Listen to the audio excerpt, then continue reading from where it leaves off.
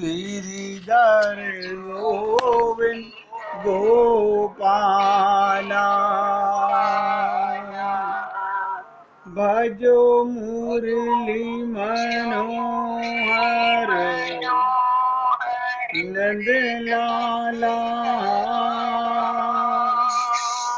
भजो मुरली मनोहर नंद लाला भजो गिरिधर गोविंद गोपाला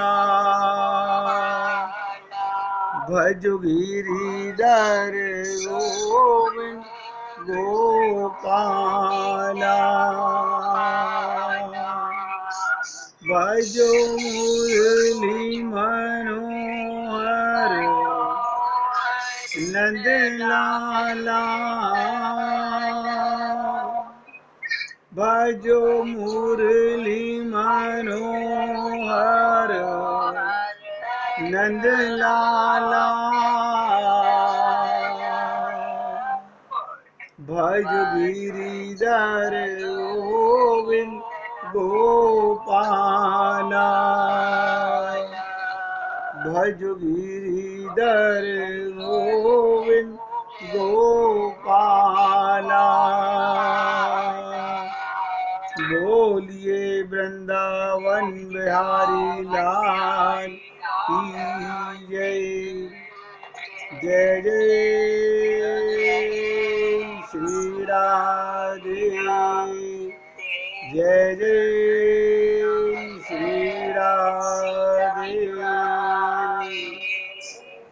सभी भक्तों से निवेदन, बहुत एकाग्रचित होकर ये जो चर्चा आजकल चल रही है इसको पूरी तरह हृदयंगम करने का पूरा प्रयत्न करें। ये चर्चा आम चर्चा नहीं है, इसे आप ऐसे ना समझें कि कथा भागवत है। ये आत्मा का प्रसाद है, यही अंतिम लक्ष्य है जीव का। कई बार आप लोगों से निवेदन किया जाता है प्रेम जगत में सार और कोई सार नहीं, तू कर ले हरि से प्यार और कोई प्यार नहीं। राधा कृष्ण तत्व पर, गोपी तत्व पर मैंने आपसे निवेदन किया, कोई नहीं बोल सकता, लेकिन फिर भी सभी संत महात्मा कुछ ना कुछ तो बोलते हैं। वो जो भी कुछ बोलते हैं वो इशारा है, केवल इशारा है।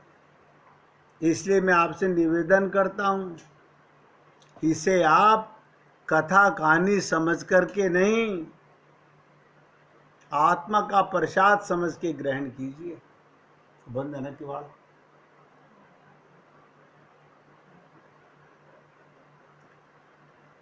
धर्म सम्राट की उपाधि स्वामी करपात्री जी को मिली। वो क्या कहते हैं, राधा हैं तो कृष्ण हैं। बताइए, इसका अर्थ समझ सकते हैं? प्रेम है तो भगवान है, प्रेम नहीं तो भगवान नहीं। राधा हैं तो कृष्ण हैं, राधा नहीं तो कृष्ण नहीं। लोग कहते हैं कि राधा बिना कृष्ण आधा, पर करपात्री जी कहते ना, राधा है तो कृष्ण है, राधा बिना कृष्ण आधा भी नहीं, है ही नहीं। वो आनंद ही क्या, वो आनंद ही क्या जिसमें माधुर्य सार सर्वस्व ना हो। बिना मिठास का कोई अमृत होता है? सोच के देखिए। बिना मिठास के कोई मिठाई होती है? तो बिना प्रेम के आनंद कहां से? बिना प्रेम के कोई आनंद नहीं है। मैं तो आप लोगों से नम्र निवेदन करता हूं, ये वो सार है जीवन का जो उन्हीं पुण्य आत्माओं को प्राप्त होता है जो अपने जीवन का लक्ष्य भगवत प्राप्ति बना चुके होते हैं। और तो क्या निवेदन करूं कि भगवान श्री कृष्ण गोपियों के विषय में कहते हैं, जिन्होंने अपने साधनों को त्याग कर, अपने सुख को त्याग कर अपना मन मुझ में अनुरक्त कर रखा हो, यानी मैं ही उनका सुख, मैं ही उनका आनंद हूं। कमाल है। अब आप सोचिए, मैं ही उनके सुख और जीवन का आधार हूं। कारण क्या है? हमारे जीवन का आधार और सुख भी परमात्मा है। ये तो कोई नई बात नहीं है। अगर परमात्मा और आत्मा इस शरीर से निकल जाएं तो इस शरीर में सुख कहाँ है? लेकिन ये उनके लिए है जिन्हें आत्मज्ञान है, जो 24 घंटे आत्मा में रमण करते हैं, जो 24 घंटे स्वयं को आत्मा मानते हैं, और जो अपने को देह मानता है, शरीर मानता है। मैं फिर निवेदन कर रहा हूं, शरीर में ही रह के ये बात समझ आती है। शरीर की अपने आप में बहुत इंपॉर्टेंस है। शरीर ही प्रेम का माध्यम बनता है। आत्मा आत्मा से कैसे बोलेगी? सोचो, शरीर के माध्यम से ही आप आत्मिक प्रेम को समझ सकते हैं। तो भगवान श्री कृष्ण कहते हैं, इस प्रकार अपने आत्मा को पूरी ताकत लगा के समझिएगा। अपनी आत्मा को मुझ में अर्पित करने वाला, अपनी आत्मा को मुझ में अर्पित करने वाला भक्त मुझको छोड़कर ब्रह्मा का पद, इंद्र का पद, चक्रवर्ती पद, पाताल आदि के राज्य को भी नहीं चाहता, मोक्ष भी नहीं चाहता है। ऐसे भक्तों के लिए भगवान श्री कृष्ण भी कुछ कहते हैं। आप और हम लोग अभी प्रेम की उस परिभाषा को समझ ही नहीं सकते।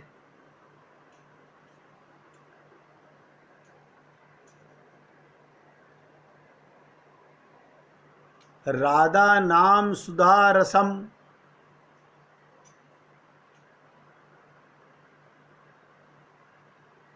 राधा नाम सुधा रसम क्या मतलब? हे श्री राधिके, वो शुभ सौभाग्य क्षण कब होगा जब तुम्हारे नाम सुधा रस का आस्वादन करने के लिए मेरी जिह्वा विहल हो जाएगी, जब तुम्हारे चरण चिन्हों से अंकित वृंदारण्य की वीथियों में मेरे पैर भ्रमण करेंगे, यानी मेरा मन 24 घंटे राधा कृष्ण की लीलाओं में भ्रमण करेगा। शरीर नहीं, मन।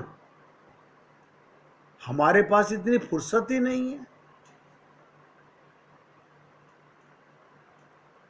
मेरे सारे अंग, क्या कहा, मेरे सारे अंग उसमें लौट लौट कर कृतार्थ होंगे।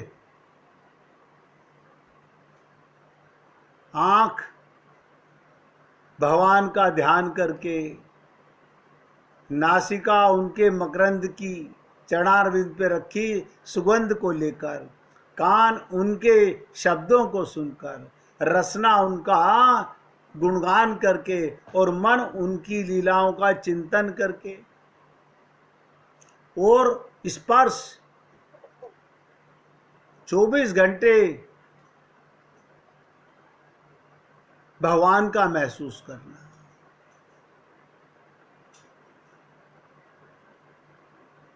ऐसा कब होगा? जब मेरे हाथ केवल तुम्हारी सेवा में नियुक्त रहेंगे, मेरा हृदय तुम्हारे चरण पद्मों के ध्यान में लगा रहेगा, और तुम्हारे इन भावों उत्सवों के परिणाम स्वरूप मुझे तुम्हारे प्राणनाथ के, देखिए राधा के प्राणनाथ के चरणार रति, यानी भगवान श्री कृष्ण के चरणों में जो रस भरा हुआ है उसकी प्राप्ति होगी।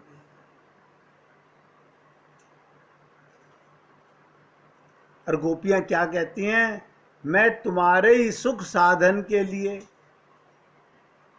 पूरी ताकत लगा के समझिएगा, मैं तुम्हारे ही सुख साधन के लिए तुम्हारे प्राणनाथ की प्राणयिनी, प्राण प्रिया बन के अधिकार प्राप्त करूंगी। आप सोचो, ये शब्द भी पूरा रस नहीं दे पाते, ये शब्द भी केवल इशारा करते हैं, क्योंकि राधा कृष्ण प्रिया प्रियतम एक दूसरे के प्रेमी भी हैं और प्रेमास्पद भी हैं।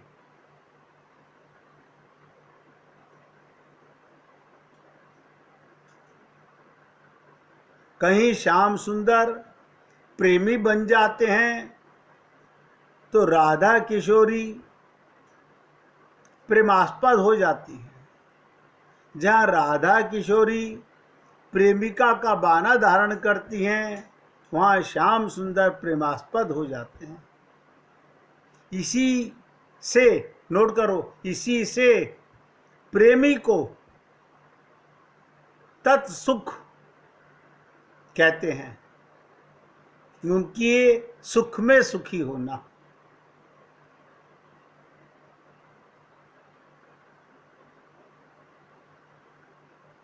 श्री राधा को सुखी देखकर श्याम सुंदर को सुख होता है, और श्याम सुंदर को सुखी देखकर राधा जी को सुख होता है।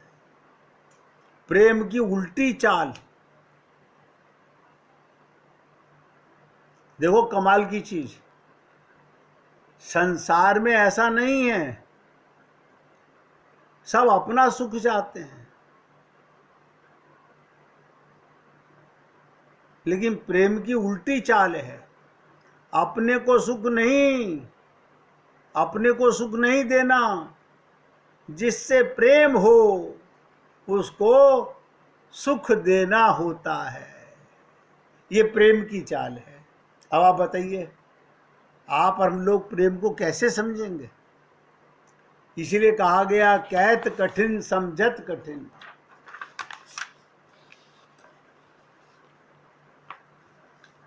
मैं तो आप लोगों से निवेदन करता हूं,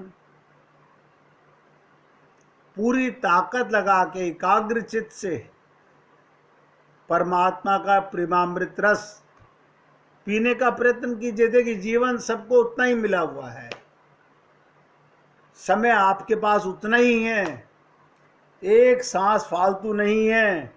भगवान पापी को भी 24 घंटे का दिन देते हैं और भक्त को भी 24 घंटे का दिन देते हैं।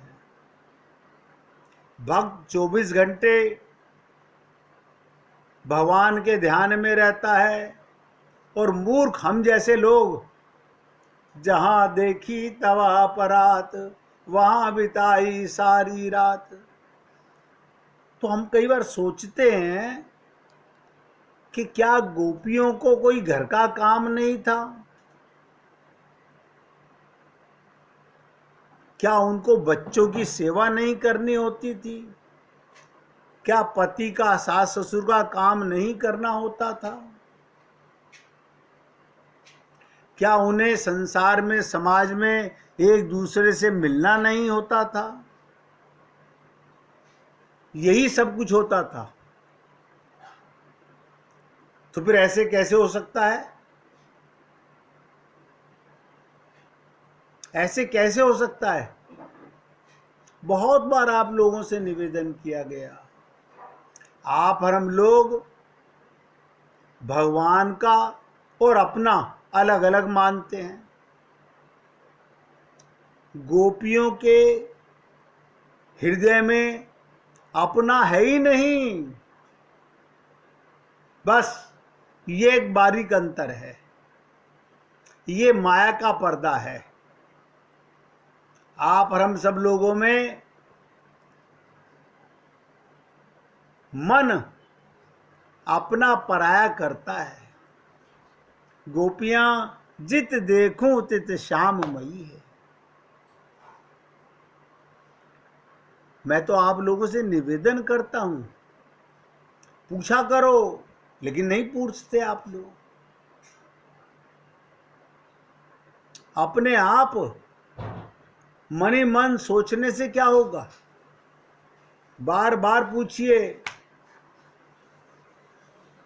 जीवन जा रहा है, मौका छिन जाएगा, फिर पछताए क्या होते है जब चिड़िया चुग गई खेत। ये संसार यही रहेगा, ये परिवार यही रहेगा, ये रिश्तेदार यही रहेंगे। आपके घर का सारा सामान यही रहेगा। जिसको आप भूले हुए हो वो आपके साथ जाएगा। देखो कमाल की चीज, आपका प्रेमास्पद भगवान ही साथ जाएगा। कोई माता, कोई पिता, कोई पति, कोई पत्नी, कोई अड़ोसी, कोई पड़ोसी, कोई रिश्तेदार, सब शमशान तक ले जाने वाले हैं।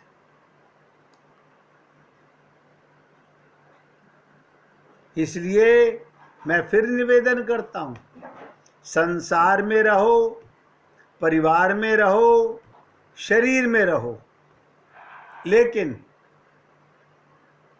जो करो भगवान के निमित्त करो, भगवान का कार्य करो।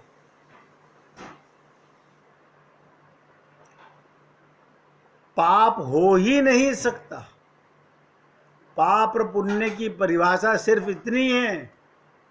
गोपियों को भी ना समझ लोग यही कहते थे, ये कैसी मूर्ख स्त्रियां हैं, पर पुरुष से प्रेम करती हैं। अब बताइए, गोपियों को मूर्ख कहते थे, लेकिन मूर्ख वो खुद थे। उन्हें ज्ञान नहीं था कि भगवान पर पुरुष नहीं है, परम पुरुष है। मैं भी आप लोगों को निवेदन करता हूं, आप परिवार के हर मेंबर से खूब प्रेम कीजिए। फिर ध्यान से सुनो, जो आपको प्रिय लगे उससे खूब प्रेम कीजिए, उसमें भगवान देख करके, बस भगवान मान के प्रेम कीजिए। यही तो पूजा है, बाकी सब नौटंकियां हैं। ऐसी गोपियों के लिए जिन्होंने अपना सर्वस्व भगवान को अर्पित कर दिया, ऐसी गोपियों के लिए भगवान क्या कह रहे हैं, पूरी ताकत लगा के सुनो। भगवान कहते हैं, जिन्होंने मेरे लिए अपना सर्वस्व त्यागा, उन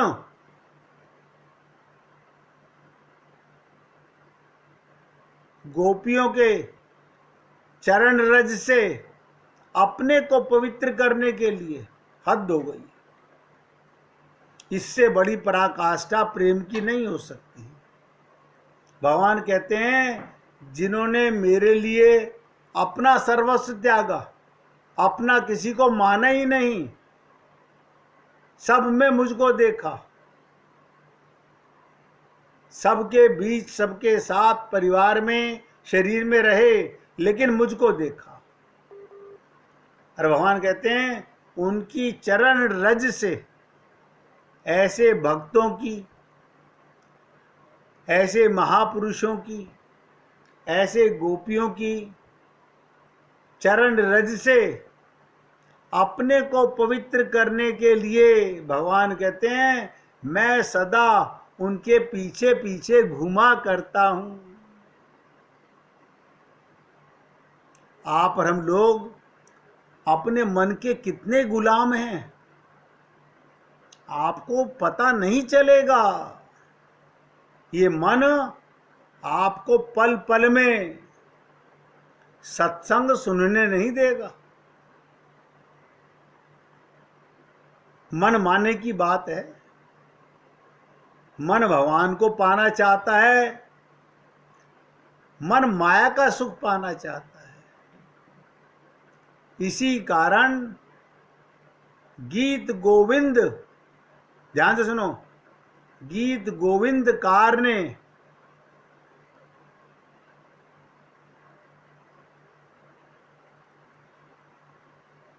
एक ऐसी बात कही, देही में पद पल्म मुदारम, भगवान के द्वारा श्री राधिका के पद कमल की चाह कराई है। भगवान के द्वारा कमाल हो गया। भगवान भी राधा के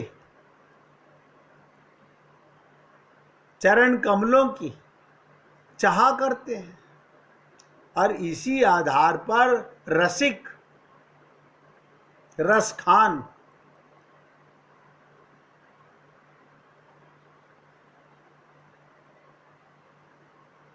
देखिएगा, जाति से भक्ति नहीं होती।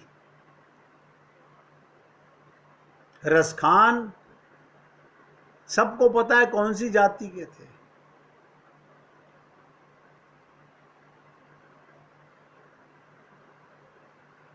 आज विद्वान लोगों ने, बुद्धिजीवी लोगों ने ऐसा नफरत पैदा कर दी मनुष्य के अंदर, वो बट गए। रसखान कहते हैं, ब्रह्म में ढूंढो पुराणन साधन,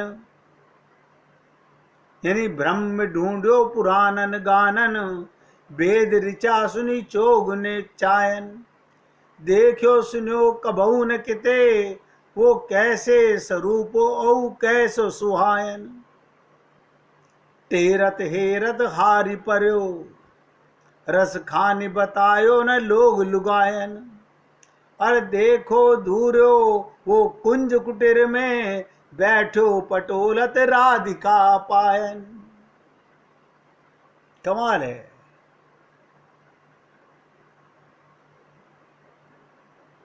बताओ, पुराणों में ढूंढा, वेदों में ढूंढा, वेद की ऋचाओं को सुना,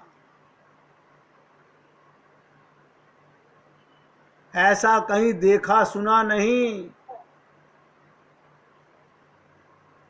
वो कैसे स्वरूप और कैसो सुभायन, तेरत हारत हारी पर्यो, ढूंढ ढूंढ के थक गया।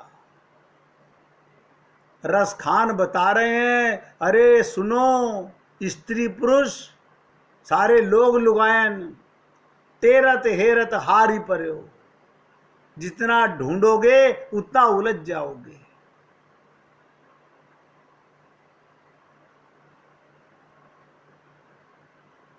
देखो, कहां देखा?